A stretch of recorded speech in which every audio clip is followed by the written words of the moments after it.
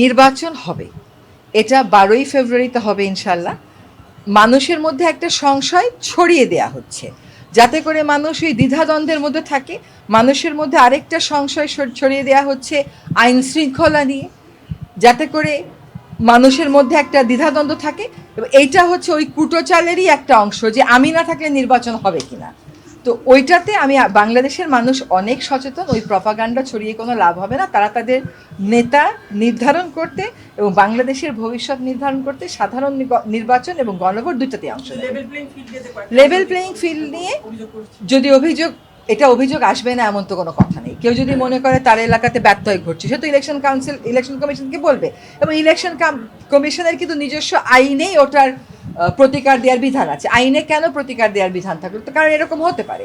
ওর সমস্ত দেশের 300 কনস্টিটিউয়েন্সি থেকে তো এই কথাটা বলা হচ্ছে না। একটা দুটো জায়গায় যদি এই ঘটনা ঘটে থাকে, লোকে বলবে নির্বাচন কমিশন প্রতিকার দেবে। বলার পরেও যদি প্রতিকার না পায়, তখন সেটা একটা প্রশ্ন। Hire Google TV. New year, new screen. Save up to 25,000. বাইরে থেকে কোনো প্রশ্ন উঠতে পারে কিনা এই কথাটা যদি বলেন, যে কোনো কাজেরই বাইরে থেকে ভিতর থেকে প্রশ্ন উঠতে পারে, এটা কোনো সমস্যার বিষয় না। প্রশ্নের উত্তরটা আমাদের কাছে আছে কিনা এটা হচ্ছে আমাদের বুঝে দেখার বিষয়।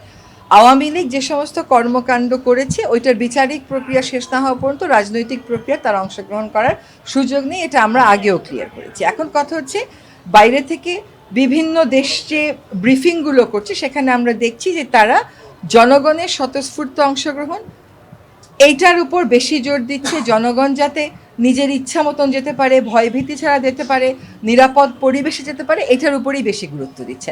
ফলে কেউ যদি প্রশ্নটা করে যে আওয়ামী লীগ ছাড়া নির্বাচন এটা সিদ্ধ হবে কিনা, এটার আমাদের উত্তরটা হচ্ছে যে একটা রাজনৈতিক দলের কর্মকাণ্ড নিষিদ্ধ আছে, তার তো কোনো সুযোগ নেই আইনিভাবে নির্বাচনে অংশগ্রহণ করার।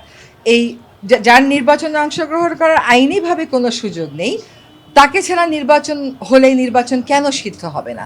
নির্বাচন যে কটা দলের আইনিভাবে অংশগ্রহণ করার সুযোগ আছে তারা সকলেই যেহেতু নির্বাচনে অংশগ্রহণ করছেন, কাজে এটাকে অংশগ্রহণমূলকই বলতে হবে।